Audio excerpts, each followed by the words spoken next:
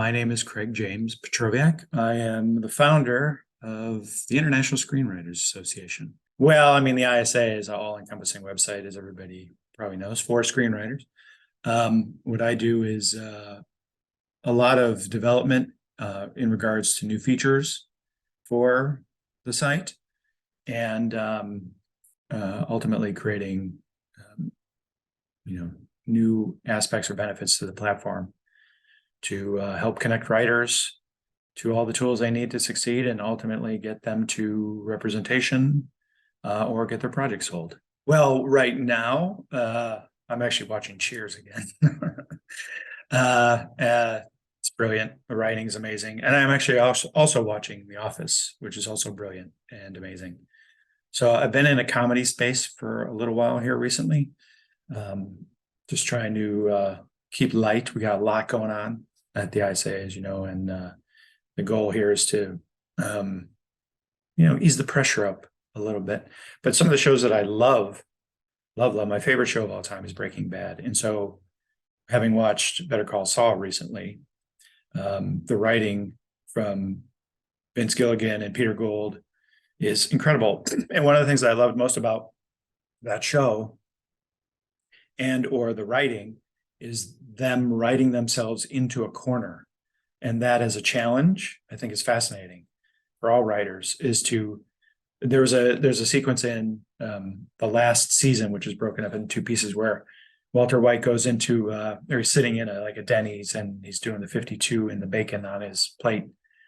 And then he goes out and, has this, gets the gun. And we don't know what it's for. It's a setup, a teaser for the whole season to come. And from my understanding is the writers wrote that not knowing where they were going with it, but that they painted themselves into that corner and then had to sort out where it would go and how it would satisfy the entire story, Walter's journey, and be very rewarding and exciting for the audience. And that to me that's incredible writing. And what a bold choices to just throw yourself in with the shark, so to speak, and try to figure out how you're going to survive. I love all that stuff. Those are two of my favorite writers. Better Call Saul was equally amazing. Again, having taken a story that we all knew a character from who was basically one-dimensional in Breaking Bad, and then telling us his backstory and making it really compelling, and then telling us his future, where he or his present, where he ended up. That again is just what a challenge to take a character like that who was really important to the Breaking Bad world, and then letting us go inside his life to understand why he was the way he was and where he ended up. It's so satisfying. Probably equal to Breaking Bad in my eyes, as far as like the gift of talent and writing. And there, Vince directed a lot of those episodes. So the world that they created, the tone, the style of that show, and then merging the two, but yet giving Better Call Saul its own kind of feeling, yet you still felt a little bit of Breaking Bad in there. That's another gift, I think, as a storyteller, both from the writing side and from the directing side.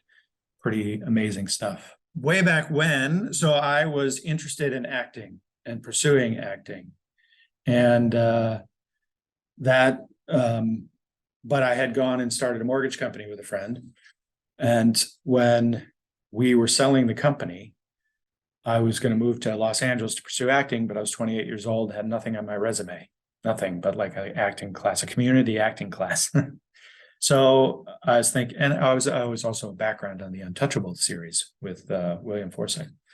That's it. I had two little things that no one was going to be impressed by. So I figured, what the hell, why not write my own role?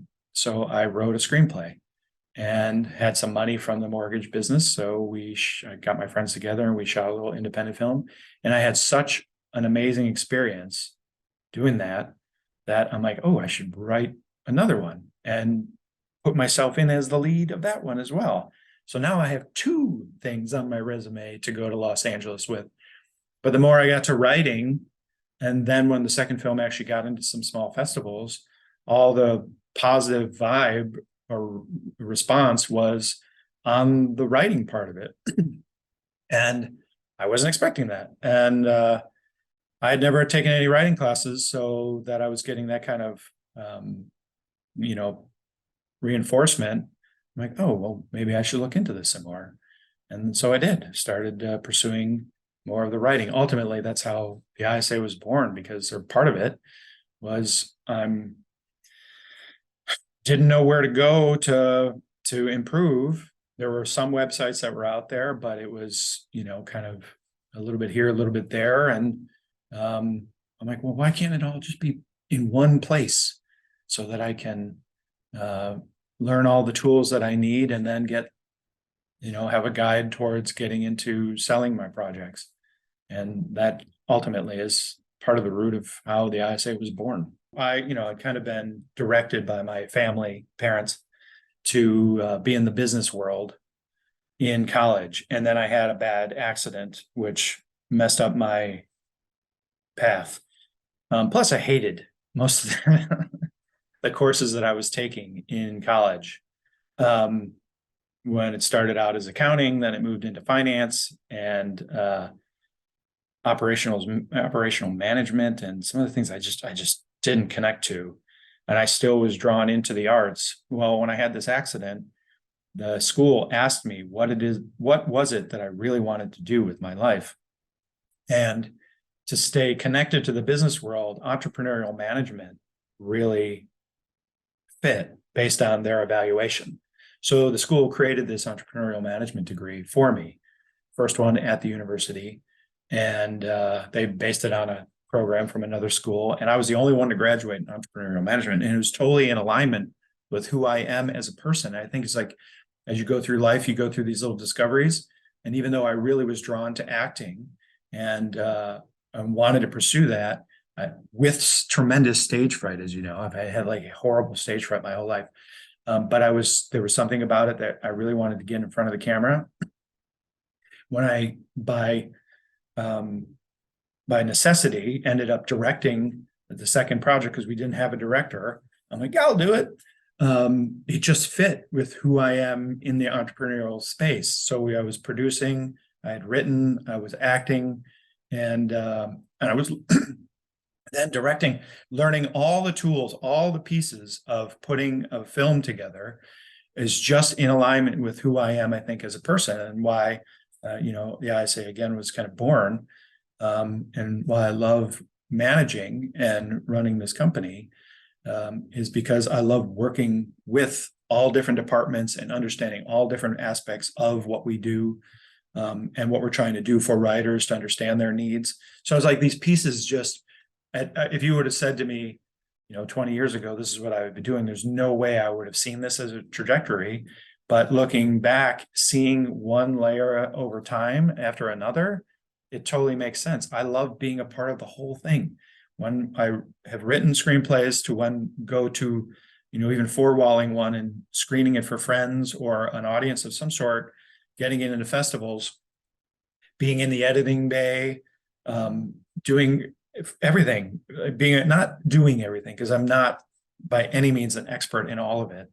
I would never say that. I'm good at hiring good people, and that's important. And I see like the talent that I don't have, and I know I'm not always the smartest guy in the room. So I think I take that as a kind of a gift to recognize that sort of thing. But it's like kind of understanding the big picture and then participating in it all so that I can be the best that I can be, to present ideas and to challenge all those departments and the people on our team. So it's clear to me that the entrepreneurial thing was just a big part of who I am and the direction I was meant to go down. It was pretty amazing. Thank God, because my parents were like, there was no way I was getting into the arts. God bless them. I love them. But there's no way to make a career in the arts. And so that they just didn't understand it. And their focus was to guide me the best they knew how into a business world. And the entrepreneurial part gives me the creativity and the business. So I got the practical side, the lessons from my parents. And then I also have this piece of my soul that is drawn into the creative, and they get to blend together, and it's incredibly fulfilling. When I was younger and pursuing acting, or not really pursuing it, but wanting to be an actor, I wrote to a bunch of actors, and Al Pacino was one of them. And out of nowhere, I mean, this is like in the day, right? Like handwriting a letter to a celebrity. A lot of the celebrities sent back, clearly stamped, autographed pictures and a form letter. Hey, thank you for writing. So glad you're a fan. But I got a call one day. I was 24, 25, I think, maybe 26, somewhere in there. And the guy on the other line said, "Hi, I'm so-and-so. I'm Al Pacino's personal assistant." At first, I'm like, all right, who's messing with me? But it actually was Al Pacino's personal assistant. He had read my letter, or at least the guy claimed that Al had read the letter. Al had read the letter. And in what he wanted his assistant to give me some good advice. Because I told him about my accident, I told him about my desire to be in acting. I told him like I kind of gone down a different path with the business side of things in school. And his advice was to get involved, even if it means participating as a ticket taker at a movie theater, which ultimately led to me volunteering at Sundance a couple of years, and I did take tickets. But the advice, we spent a good 15 minutes on the phone. And this is incredible. Al Pacino, even if he never read the letter, his assistant was being paid to spend time to encourage other artists to be. And that really impacted me. It made me feel like a connection to Hollywood, having, been raised in the suburbs of Chicago, and at that point, I don't think I'd been to Los Angeles. Maybe I'd been to one time, but it's that moment that made it all feel like real. And that was pretty pivotal in my belief changing, that if I can have a conversation with somebody connected to this icon, this person I admire tremendously, then there is the possibility of being in this industry and building a career from it. So it wasn't long after that where I was spending a lot more time in Los Angeles, and eventually moved. And one thing led to another, which led to where I am today. But the other, I think, cool story, and there is a full circle. I did eventually meet Al Pacino and thank him for his assistant calling me, even though he obviously didn't remember it, but it was really cool. The other big thing that was kind of pivotal for me was I had shot a short film called Contract Killers, which was, I'd woken from a dream and I wrote this short, and we didn't change anything but basically one word of it, and we extended it and had a longer version of it. But the small short ended up in some film festivals. Probably told this story before, but ended up in some film festivals, and that got me some attention. The writer of Revenge of the Nerds saw it. He led me to his manager, who helped me with my pilot, which the pilot, and this is the interesting story, is that part of the story is that the pilot got funded by a guy seeing that short at the dog park in Chicago. He didn't see it in the dog park, but we got to becoming friends over our dogs. And he's like, "What do you do?" I'm like, "Oh, I'm an independent filmmaker. Oh, I'd love to see your work." So I showed him my short, Contract Killers, and he just loved it. He was like, "This is hilarious. What are you working on next?" And I said, "I'm developing a pilot called Wrigleyville." He said, "Oh, that's cool. What's that about?" I told him. He said, "How much money do you need?" And I told him that, and then he wrote me a check the very next day. And that led to one thing after another, including somebody on our team's family investing a little bit in the project and participating in the project. Thank you, Molly. And then just because that was the next thing, that led to some meetings in Los Angeles. The manager happened, and then it got into some other festivals, some TV festivals, which then got a CAA representative looking at it, agent in training, who then helped get it hip pocketed with CAA. It didn't stay with CAA because of the writer's strike back in 2008, but it led to all these things that spiraled down a path to getting me to starting the International Screenwriters Association. So it's like, you just never know who you meet where, and a guy in the dog park who loved a little short that I shot. He looked at that and saw some potential in me and what we were trying to pull off. And it just was a stepping stone to more and more good things in my life. And then, like I said, the ISA. The great thing about what we do is the letters and emails we get, people thanking us for helping them elevate their career, even if it's something as simple as giving them good feedback on their script and encouraging writers. Because I think one of the things that the industry struggles with is a lack of encouragement. It's very easy to send your work out and never get any kind of real feedback. And we need it too. It's nice to hear that the things the effort we're putting in is helping. It's reassuring and makes sure, keeps us on the path. It's lovely to hear those messages. I don't know if the industry is all that great at encouraging emerging voices and even actually re-inspiring voices who have been our veterans, because we have some who have been Oscar nominated, Oscar winners, who have gone on to had some great success in the 80s and 90s and are looking to restart their career later in life. And I think, it's like everybody has a voice, everybody has a unique voice, but if you're not getting some sort of support, if you're not getting the right kind of, if you don't feel like a part of something, a part of community, it's really easy to just be locked in your own little bubble writing and never really, you send something out and you don't hear back, or you just get it's a pass, because you don't get much support in that way. I like the fact that we're really all about the encouragement.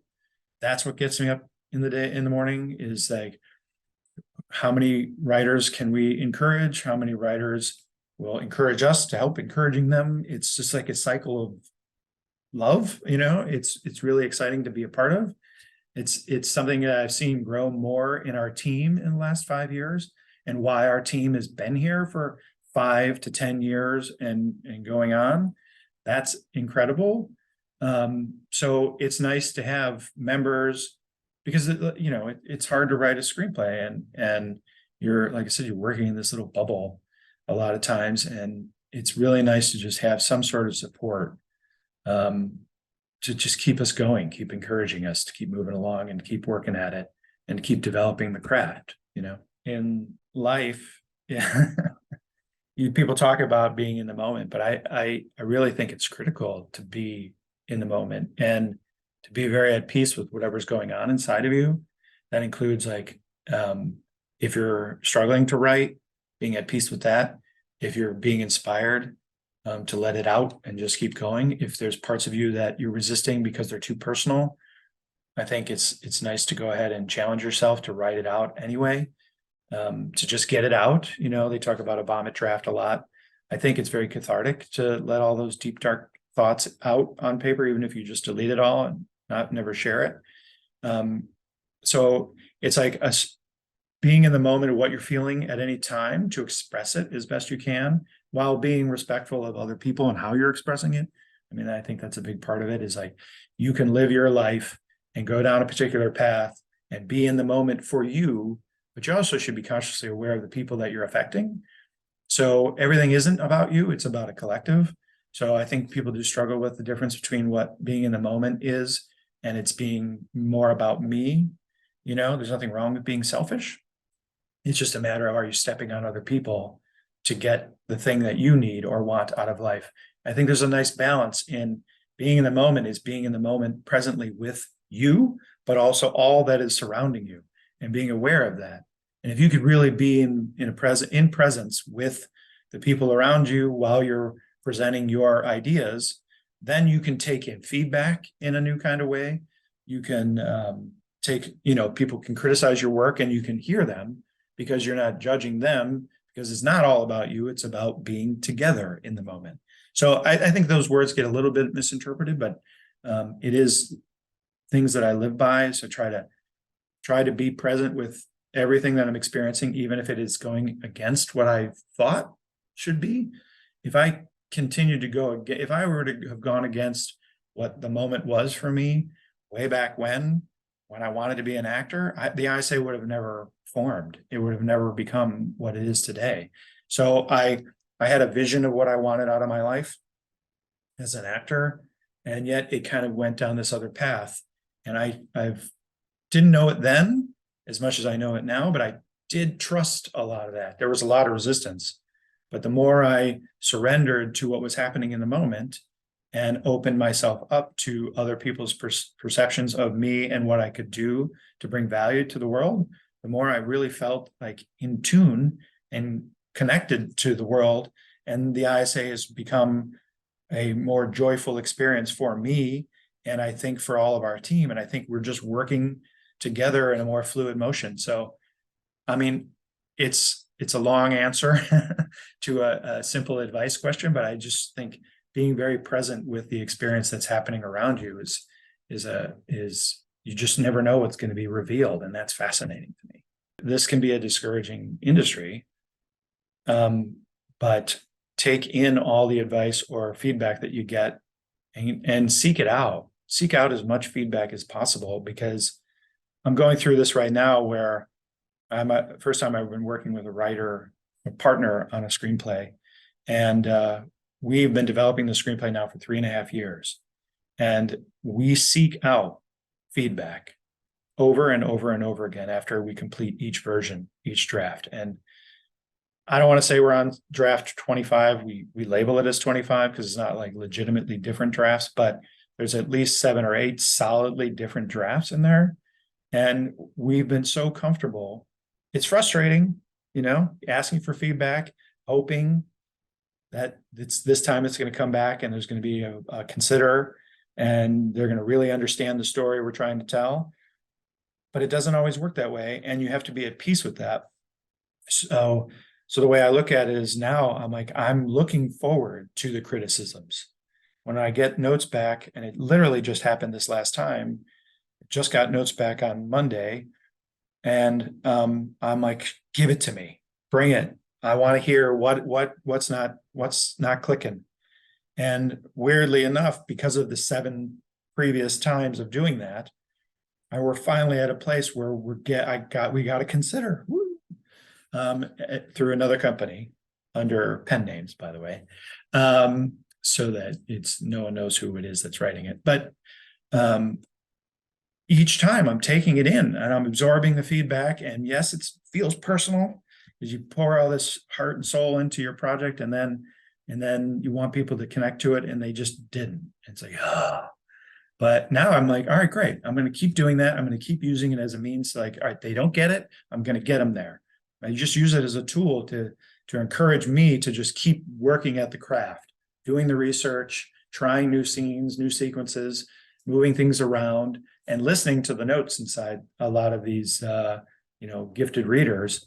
I know it sounds like a sales pitch in a way, but it's not. Find people you trust and go to them. But I love it. I feel like I'm getting better as a writer because I'm listening to different approaches, and I would encourage everybody just keep getting notes. It is so hard to sell a screenplay.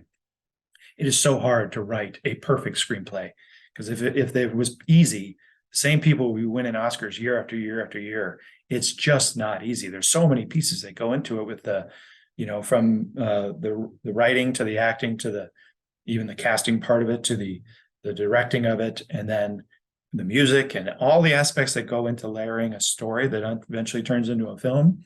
But you as a writer have to create the best version of it.